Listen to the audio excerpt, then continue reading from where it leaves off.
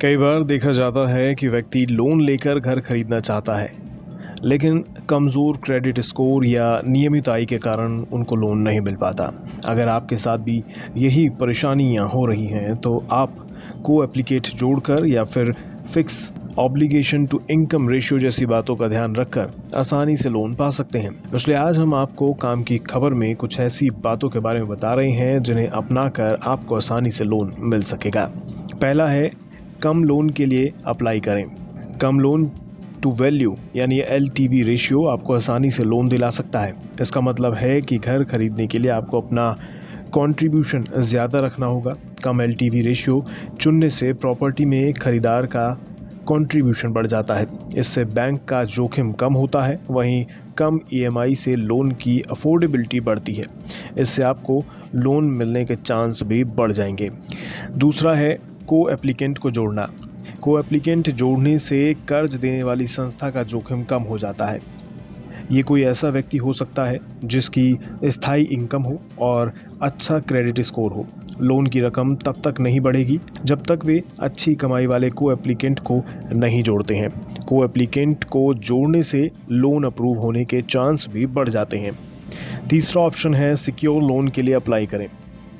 जो लोन किसी असेट की गारंटी पर लिया जाता है उसे सिक्योर्ड लोन कहते हैं।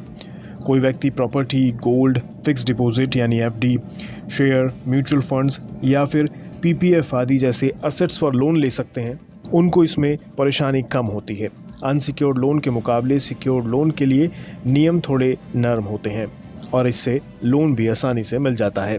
अगला उपाय है, संबंधित बैंक में लोन के लिए आवेदन करें। अगर आपकी रेगुलर इनकम नहीं है या क्रेडिट स्कोर खराब है, तो आपको इसी बैंक में लोन के लिए आवेदन करना चाहिए जहां आपका अकाउंट या फिक्स डिपॉजिट यानी FD हो। अगर आप उसी बैंक से लोन के लिए अप्लाई करते हैं तो लोन मिलना आसान हो सकता है। अगला उपाय है, fixed obligation to income ratio का ध्यान रखें। जब हम बैंक में लोन के लिए अप्लाई करते हैं तो bank fixed obligation to income ratio यानी FOIR भी देखता है। इससे पता चलता है कि आप हर महीने लोन की कितने रुपए तक की किस्त दे सकते हैं। 4 से पता चलता है कि आपकी पहले से जा रही EMI, घर का किराया, बीमा पॉलिसी और अन्य भुगतान मौजूदा आय का कितना फीसदी है। अगर लोन दाता को आपके ये सभी खर्च आपकी सैलरी के 50% तक लगते हैं तो वह आपकी लोन एप्लीकेशन को रिजेक्ट कर सकते हैं। इसलिए ये ध्यान भी रखें कि लोन की रकम इससे ज़्यादा ना हो।